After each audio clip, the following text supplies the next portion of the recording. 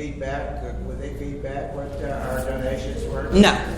So we can keep The county only does county. Like you give money to Tulsa County, then at those meetings, they're supposed to give you an expenditure or financial report on how much money they receive and what they're utilizing that money for. But they don't break it down by precinct. Does that make sense what I'm saying? Yeah, I understand. Oh, okay.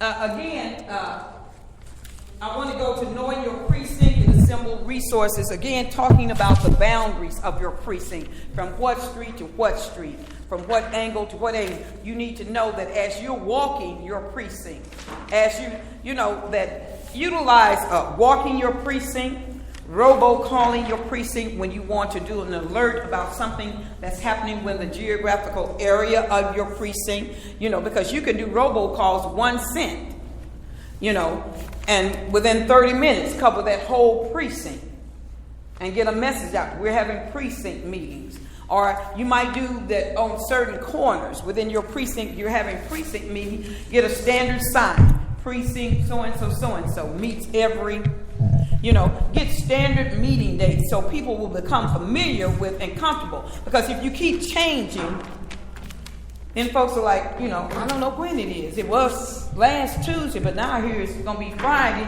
Get a standard time for your precinct meeting, and that people are comfortable with that, and that you can put on the corner of the boundaries of your precinct, announcing the precinct meetings, do a robocall for your precinct, or within church groups within your precinct area, be able to pass out flyers or whatever. There's so much. Use social media. Because as I understand, Facebook, as far as old folks now, the kids don't use it as much. So utilize Facebook to announce precinct meetings, at your different functions, announcing precinct meetings. We have a wealth of resources to announce precinct meetings. And it is critical that we do that, because getting out the vote in November is going to be critical. Not only to change the dynamics of the state, but can you imagine what we would be like if Donald Trump gets elected president? Yeah. And even with that, we need to start looking at 2018 for the governor's race. Mm-hmm. This is, we have a lot of the precinct boundaries over here for the various state and house. But this is one slide that I thought would help illustrate what Christina's talking about. In District 33, there are 73. I'm sorry, yes, 73. That number of precincts. We have 33 possible officer positions and only 12 actually, with the addition of Cortez Johnson and Vashti Butler. We now have 14 of those positions filled. Now, I looked at the county to see if there was going to be a difference between north, east, west, south. Is there a geographical difference? The answer is no. The emptiness is all over the county. Keep that in mind. Only 22% of all possible officer positions are filled. And what I found out yesterday is that Cleveland County has the same numbers. So we are not the exception, we're the norm. Okay? We need to change this. And that comes with regular meetings, monthly, bi-monthly. What is it going to take for us to build up our network of people so that we know when it is expected? Now, one thing that has to change is notification of the county meetings. We only have Russ Butler because he received notification the day of, and he was available that night. Most of us don't have that luxury. So we need to change things like proper notification. We need to get the word out. We need to spread the word, or the situation we are in Oklahoma will not change. And if you're next door to a precinct, and you're an officer in a precinct, and you're next door to a precinct, help fill that precinct. Don't think just, well, that's their precinct, I'm not going to worry about it. Help fill that position, that precinct next to you. because that becomes critical. Because then you might be doing joint precinct meetings. There's no harm in doing joint precinct meetings. Combining your efforts. Help fill and figure out how can I help fill that precinct. And then we talk about I saw earlier, Liz showed you a map of the density in the different areas. Look at that and look at the density within that area. And look at, again, don't overlook, because even though the Republicans say that we're not church folks, that Democrats are heathens.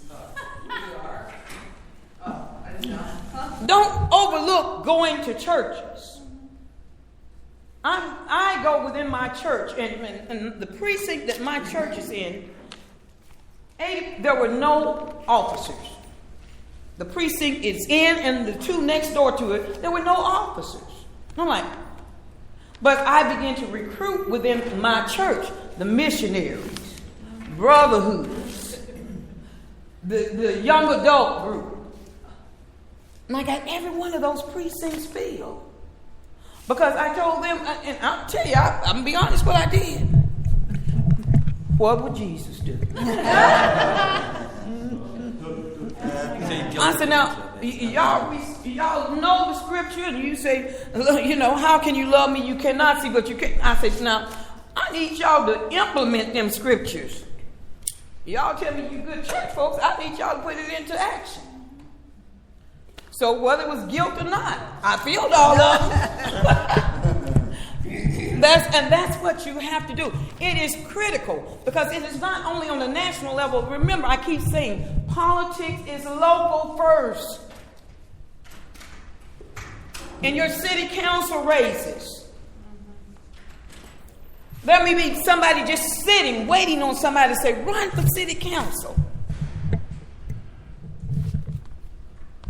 It not only helps build your precinct, but it helps build Tulsa County Democratic Party. It helps build the state party.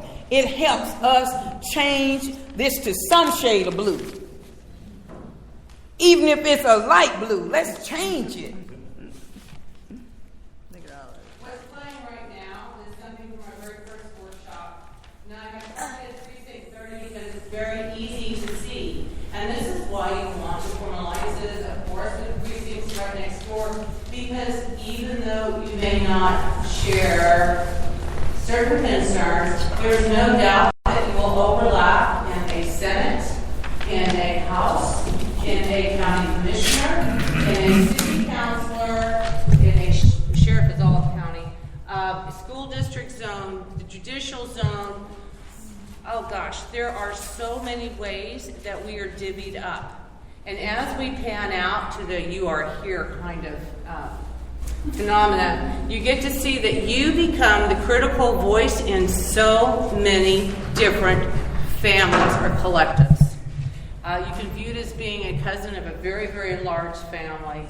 You have a voice, and this is what we need to let people understand and comprehend in our political process, that you are at one time an individual and you are part of the many. This is a wonderful map as we zoom out to how the districts are formed, our CD districts are formed across America. Okay, thank you. And there you go. The Harlan Precinct. Talk to me. Questions, please. Don't feel like I don't want to ask the question, or the question doesn't make any sense. Ask the question. Yes, sir. What if? Yes, sir. Our chair is not here. Is not here. Good questions. The chair of your precinct? Right.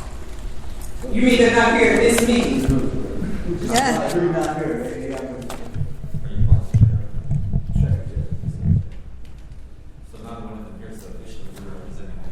So you're representing your precinct. One of the things that, I found out is, one of the things that I rest upon is, I can't worry about everybody else. I got to do my part. I have to do my part. And so what I say to you is, as you are the secretary, what I would hope that you would do would go back to your chair and your vice chair, ask for a a casual meeting at your home, their home, McDonald's or a barbecue place, and talk about what you've heard here. And talk about, can we establish or create some committees that if they don't have the time, can I assist you? See what I say, assist. Can I assist you in helping you create some committees that these committees can do some of the work? Because maybe they feel like they may not have the time to do all that's needed as a precinct chair. And then as it gets closer to the election of new precinct officers, it might be a discussion is, do you still want to be the precinct chair? I'm willing to take it over, but it's the way you say it and how you say it to them. Because, you want to make sure that people feel like I'm not trying to run over you. Yes. How often do you elect new chairs or, Precinct officers? We will have an election every other year. They will be elected this coming March. Now, remember what I said. For those precincts that do not have officers at this point, and they get officers, say that your precinct does not have a chair, don't have any officers, then you automatically become chair. Yeah. Oh, you know that. Okay. I've already signed up.